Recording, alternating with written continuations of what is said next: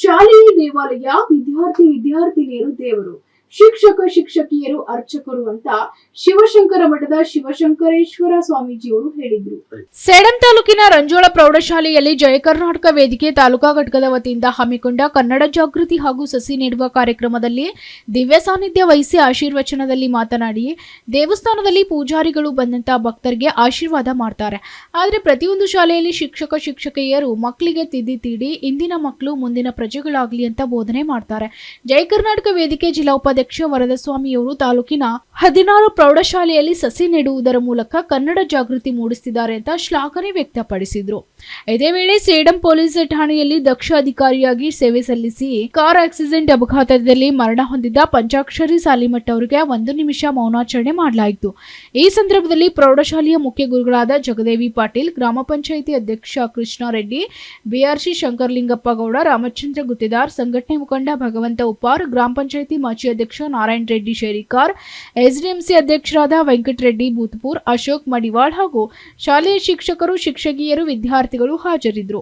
ದೇಗುಲ ಅರ್ಥಾತ್ ವಿದ್ಯಾಮಂದಿರ ಅಂತಕ್ಕಂಥ ಮಾತನ್ನ ಹೇಳ್ತಾರೆ. ಇದಕ್ಕೆ ವಿದ್ಯಾಮಂದಿರ ಅಂತ ಒಂದಾಗತ್ತೆ, ದೇವಸ್ಥಾನ ಅಂದ. ಇದಕ್ಕೆ ದೇವರು ಯಾರಪ್ಪ ಅಂತ ಕೇಳಿದ್ರೆ ಎಲ್ಲ ವಿದ್ಯಾರ್ಥಿಗಳೇ ದೇವರು. ಈ ದೇವರೆಲ್ಲ ಆದ್ಮ್ಯಾಗ ಇದಕ್ಕೆ ಅರ್ಚಕರು ಯಾರಪ್ಪ ಅಂತ ಶಿಕ್ಷಕರೇ ಇದಾರ ಅರ್ಚಕರು. ದೇವಸ್ಥಾನದಲ್ಲಿ ನಾವು ಪ್ರತಿನಿತ್ಯ ನೋಡ್ತಾ ಇದ್ದೇವೆ, ಪೂಜಾರಿಗಳು ಬಂದು ಅರ್ಚಕರು ಬಂದು ತಿದ್ದಿ ತೀಡಿ ಶುಚಿರ್ಭೂತ ಮಾಡಿ ಬಂದಿರ್ತಕ್ಕಂಥ ಭಕ್ತರನ್ನ ಆಕರ್ಷಣೆ ಮಾಡ್ತಕ್ಕಂಥ ಶಕ್ತಿ ಆ ಅರ್ಚಕರಿಂದ ಅಂತ ದೇವರನ್ನ ಅವರ ತಿದ್ದಿ ತೀಡಿ ಸುಂದರವಾಗಿಸ್ತಾರೆ. ಹಾಗೆ ಮುಂದೆ ಬೆಳೆಯುವಂತ ಈ ನಮ್ಮ ಕರ್ನಾಟಕದ ಈ ಒಂದು ಎಲ್ಲ ವಿದ್ಯಾರ್ಥಿಗಳಿದಾರಲ್ಲ, ಇವರು ನಾಡಿನ ನಾಗರಿಕರ ಆಗಲಿ ಅಂತೇಳಿ ನಿಮ್ಮೆಲ್ಲರಿಗೂ ತಿದ್ದಿ ತೀರಿ ಬುದ್ಧಿಯನ್ನು ಕೊಡ್ತಕ್ಕಂಥ ಶಿಕ್ಷಕರು ಬಹಳ ಶ್ರೇಷ್ಠವಾಗಿರ್ತಕ್ಕಂಥದ್ದು. ಅಂತ ಶಿಕ್ಷಕರನ್ನ ನೀವು ಕಂಡಿದ್ದೀರಿ.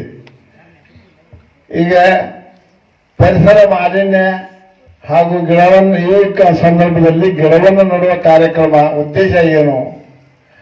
ಜೊತೆಗೆ ಕನ್ನಡನೂ ನಾವು ಕಲಿಬೇಕು.